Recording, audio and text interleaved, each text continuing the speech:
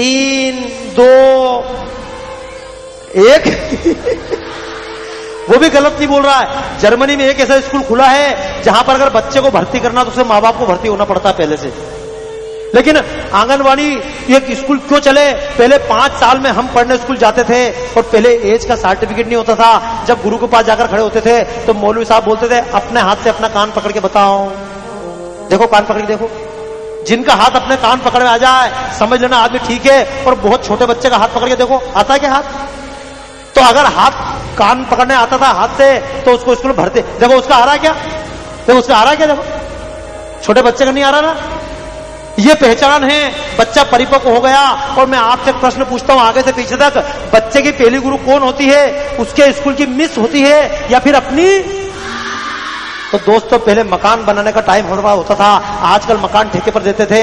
पहले माँ के पास बच्चे को पढ़ाने का टाइम होता था, लेकिन आजकल माँ के पास टाइम भी। तो जैसे मकान ठेके पर, बच्चे भी ठेके पर पढ़ाई। क्योंकि बेचारी मम्मी करे क्या? बालिका वधू देखे या लक्ष्मीबाई सीरियल देखे या साथ भी कभी बहुत ही देखे, बच्चों को पढ़ा। नन्ही सी जान कितना बड़ा बोझ। लेकिन उसके बाद फिर एक बात बोलता हूं, चलो ठीक है बच्चों को पढ़ाई हमने ठेके पर दी। पहले देश के लिए जब काम करने की आवश्यकता हुई, सुभाष चंद्र बोस खुद निकले थे, घर के सक्षम थे। सुभाष चंद्र बोस ने यह नहीं कहा कि एक काम कर बेटो मैं तो ऑफिस में बैठता हूं तुम जूते खाओ, ऐसा बोला क्या? सुभाष चंद्र बोस खुद निकले देश की सेवा करने के लिए।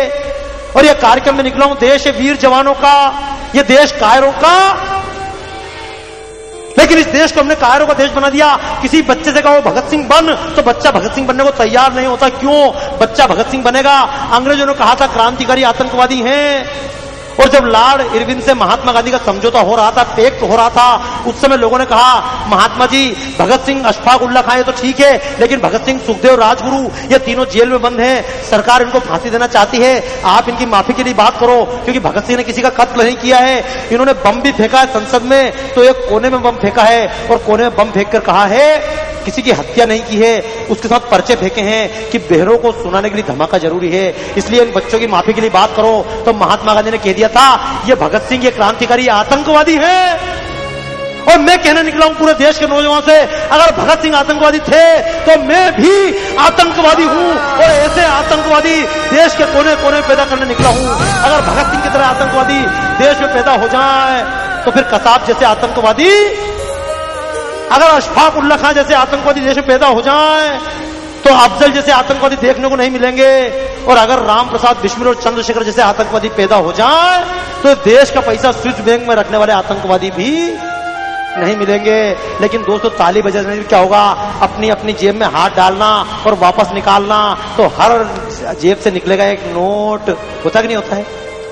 हर जेब से निकलेगा नोट और हर नोट पे एक ही घोटमोट।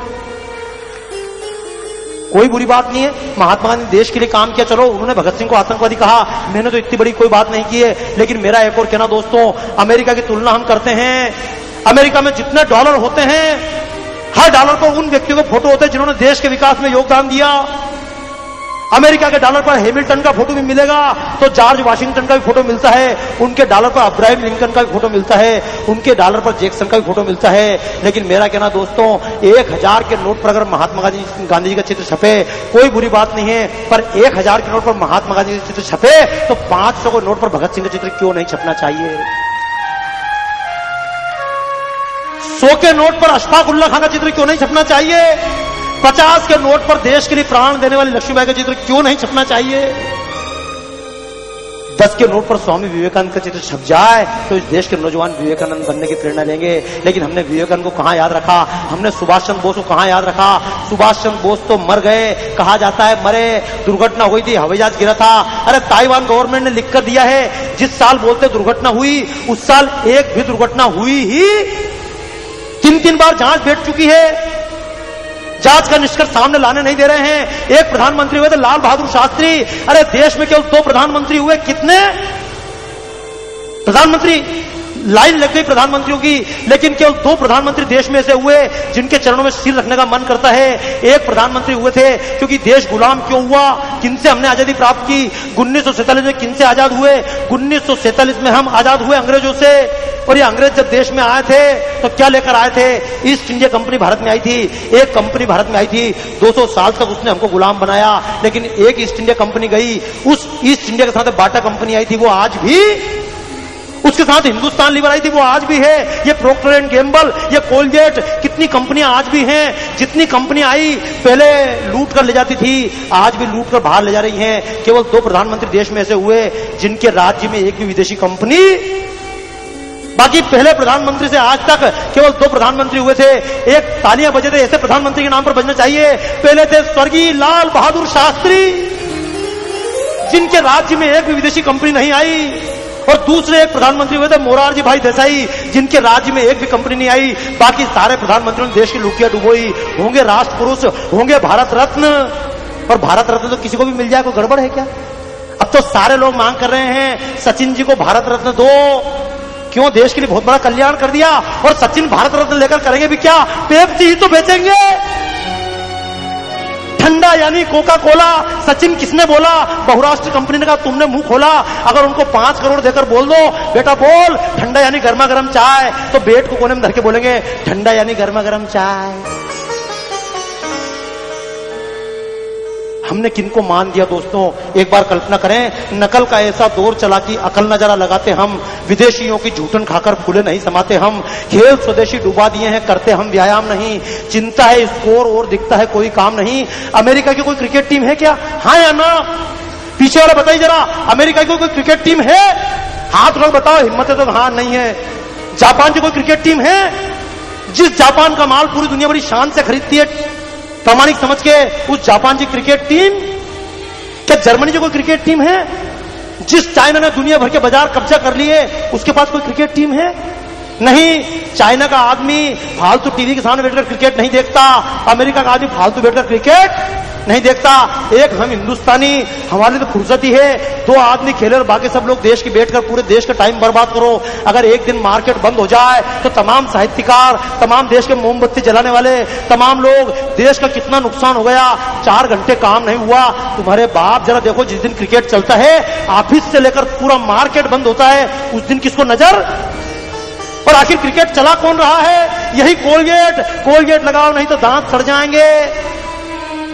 तो मैं तो दोस्तों आपसे एक बात कहता हूं, पहले भी कंपनियां खुद नहीं लूटती थी, आजकल भी लूटती नहीं है। हम खुद अपनी मर्जी से लूटते थे।